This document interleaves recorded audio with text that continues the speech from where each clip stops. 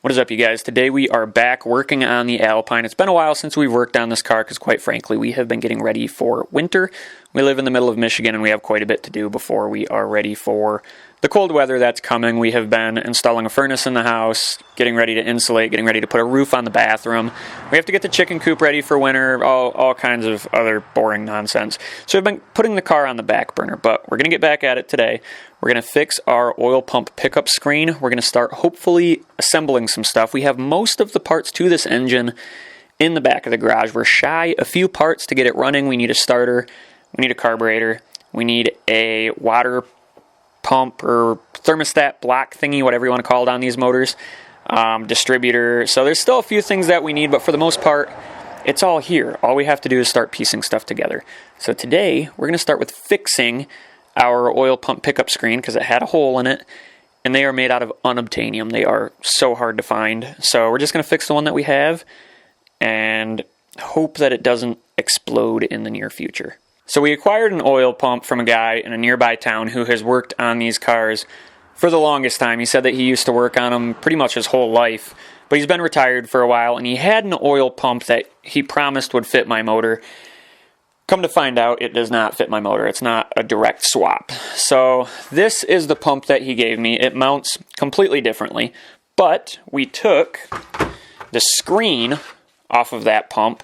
This won't mount up to mine because this is what mine looks like, but we cut a piece out of this screen, and we're going to use that to patch our current screen. Now, off camera, we cleaned this up with a wire wheel. We cut a section out, and we're just going to overlay this right here, and we're just going to run a bead of solder around the outside and hopefully get a nice, strong bond.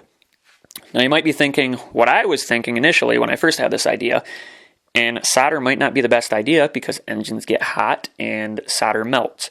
However, the melting point of solder, you would have to overheat the ever-living hell out of this engine in order to get this to melt. So I think we won't have to worry about it because I think the melting point of this stuff is like 400 and something degrees. 430 degrees Fahrenheit. If your engine gets that hot, you have bigger things to worry about. So what we're going to do is we're going to try soldering this up. I haven't soldered in a long time. I don't think I'm that good at it, but we're going to give it a try and see if we can get a nice clean bead. I guess bead wouldn't be the proper term for this, but see if we can get a nice clean bond on this screen. So we already tried this once off camera and did not have any luck, more than likely because we did not have flux. We thought that maybe this was flux core solder, but it's so small, it's nearly impossible to tell. So we went and picked up some flux. We went and picked up some solder. This is plumbing solder. We're going to see what we can do. So 430 degrees is the melting point of this solder. We're going to set the soldering iron to 480. I don't know. I don't know if I'm doing this right. There's probably some soldering nerd somewhere that's going to have a stroke while they're watching this, but we'll see if we can make anything good from this. I don't know what I'm supposed to apply this with. We're going to use this little screwdriver.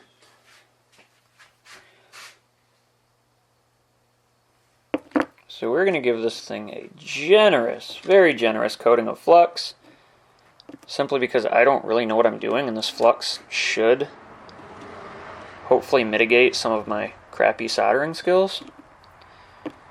That's the hope anyway.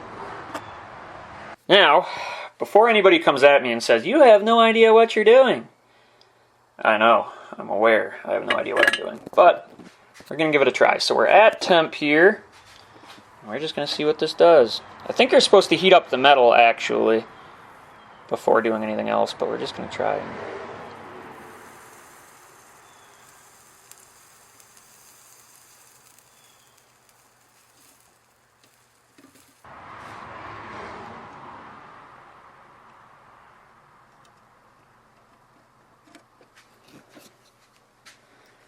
Wow, this is looking horrible.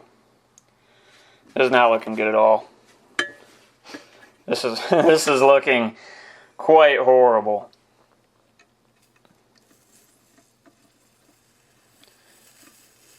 If any of my friends or anybody I know ever wants anything soldered, I should be the last person you contact.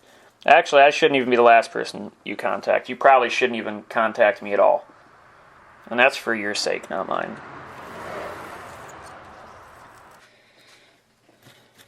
All right. That looks like garbage. That looks horrible. That looks absolutely horrible. But I think it'll do what we need it to do, and that is not let crap through. Yeah, she's solid. She's solid. Yeah. All right, so it's ugly, but it's strong, and that's all that matters. It doesn't matter if it's ugly. You're not going to see it. It's in the oil pan. So we're ready to start putting the engine back together. Bad news. So during my crappy soldering process, we appear to have just dropped solder into the pickup screen. That's not ideal. That's the last thing you want getting into the oil pump. So I might have to take this screen back off. Or maybe I could just torch it. Maybe I could just torch the chunks out. I don't know, dude. Some of that's flux. Some of it's flux. Actually, I think almost all of that is flux, except for this one little piece. I wonder if I can get it. Oh. Did it come out? Oh, no. Very. Oh! Okay. Now hopefully the rest of that is flux.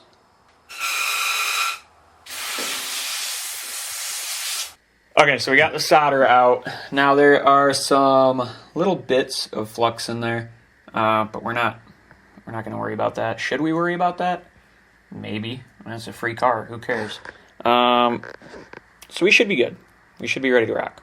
So we're going to run it. So before we get the oil pump put back in, we are going to put all of the timing stuff together. I haven't messed with the timing set since I took it off. Everything should be lined up the way it's supposed to go on the motor, but obviously we're going to double check when we put it back on. It takes 2 seconds. The last thing I want to do is put everything together and then fire it up and the pistons hit the valves. I'm not sure if there's an interference motor or not, but we're going to try and do some things the right way, at least. First of all, a spider has created a web from my water pump all the way up to the window. Look at how fat that spider is, dude. Holy crap, dude. Get away from that thing. Hell no. Alright, so we're going to leave him alone.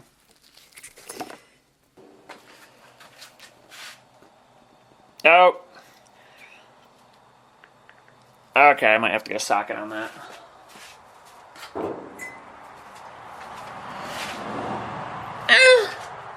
Not long enough. One of these, maybe. Damn! She won't get tight. So I ended up losing one of my bit drivers for my impact. So half of this engine is probably going to have to go together like a caveman with ratchets and such. Alright, so we're just going to get the gears lined up first. Should probably clean this off. This thing's been sitting in the garage for so long it's just covered in all kinds of crap. Pop this gear on. Now we're going to pop this gear on.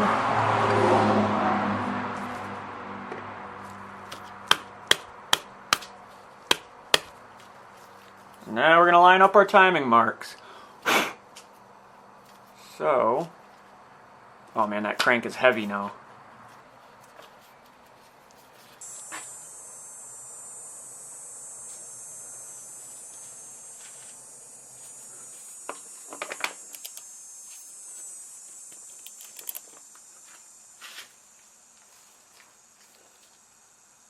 Okay.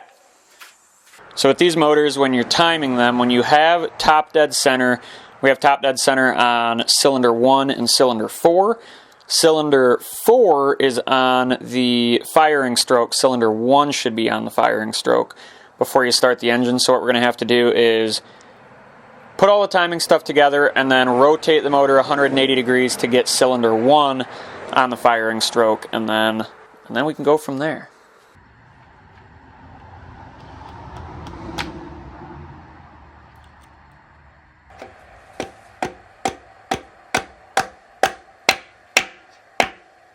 Place your bets on whether or not you think this engine's going to run when I get everything put together. I think it'll run. How long will it run? I don't know. So, I ended up losing my bit driver for my drill, so half this engine is going to have to go together caveman style with the old ratchet method. Ratchets and wrenches. How they used to do it back in the Stone Age.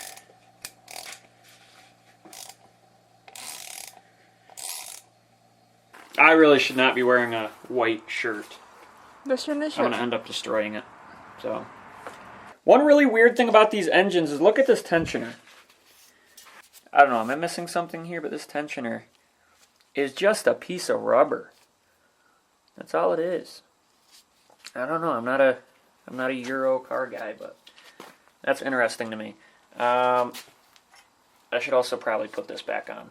So now that the timing set is on, we need to rotate the engine 180 degrees to bring cylinder 1 to top dead center on the firing stroke, because with the way it's sitting right now, 1 and 4 are top dead center. However, I believe cylinder 4 is on the firing stroke. So,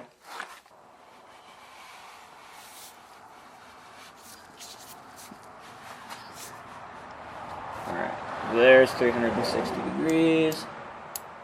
So now cylinder 1 is on the firing stroke. So now we're set up to focus elsewhere on the engine. I think next we're going to flip it over and put in the oil pump. Alright, so now that we have a patched oil pump pickup screen, honestly it seems like it's patched pretty good. I mean, I'm not going to beat on it too hard and break it, but that's solid. That should hold up just fine. So now that we have a patched pickup screen, we can put our oil pump back together. Okay. Ah! I knew I shouldn't have wore a bright colored shirt. Stupid. I have an adjustable wrench here somewhere. I just had it earlier. There it is.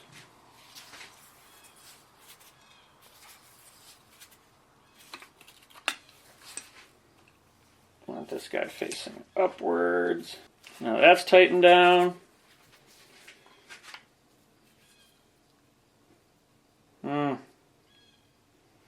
Naturally, I can't twist this on when this is on, so I'm gonna undo it. Did it in the wrong order. Let's try this again.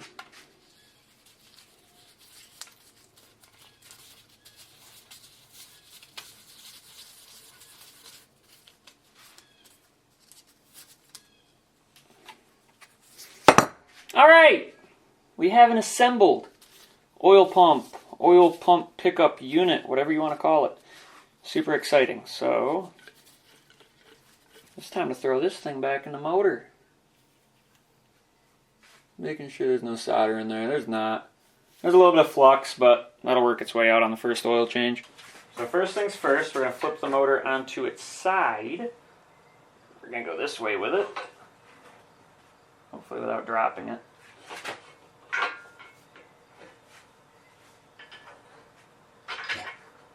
Okay.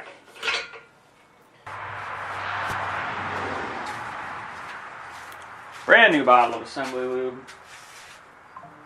We're going to make sure this is lubed up generously. So you want the drive on the oil pump. There's a notch in it. And this section right here is slightly smaller than this section.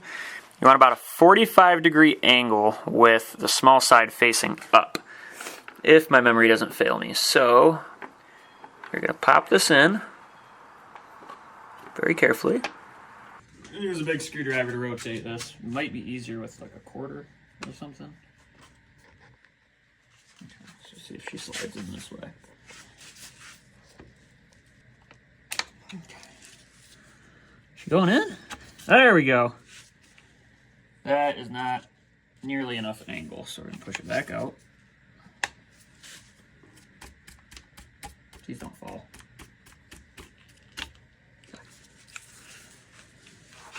It's going to rotate a little bit as the gears engage on the camshaft. So you want to compensate for that. There we go. And it went flat again. Okay. Let's try this. Try this again. Round 3.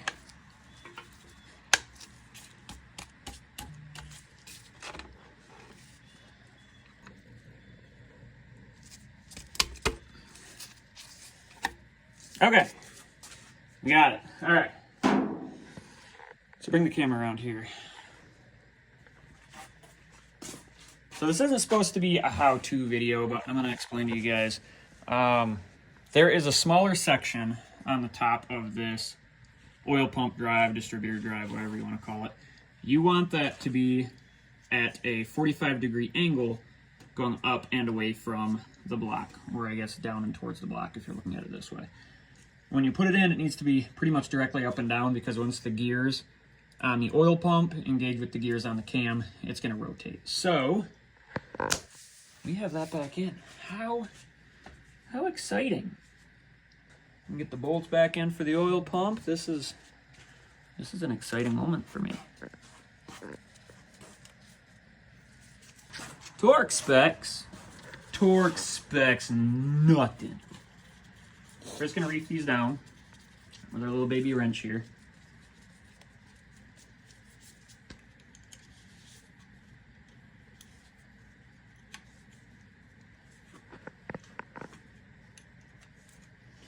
Now, one thing I'm interested to learn is how you prime these motors for oil.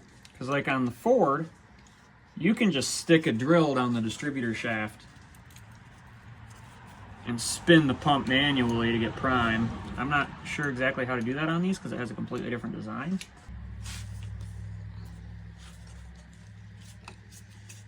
All right. So it appears my audio recorder wasn't recording for a good portion of the video, so if the audio is crappy, I apologize. That's going to be it for today's video because my phone is almost dead and we always do all of my recording on my phone. But we have the oil pump in.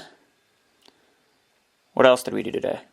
Nothing. We fixed the screen and put the oil pump in, which isn't a lot, but it's a step in the right direction. So now, oh yeah, we put all the timing stuff on. Timing set's on, everything's timed, oil pump is in. We're ready to throw the oil pan on and start assembling the rest of the motor. I have a box of parts back there, which we're going to start digging into here soon, and hopefully we'll have a running motor sometime this fall. Maybe this winter, but we'll see. How exciting.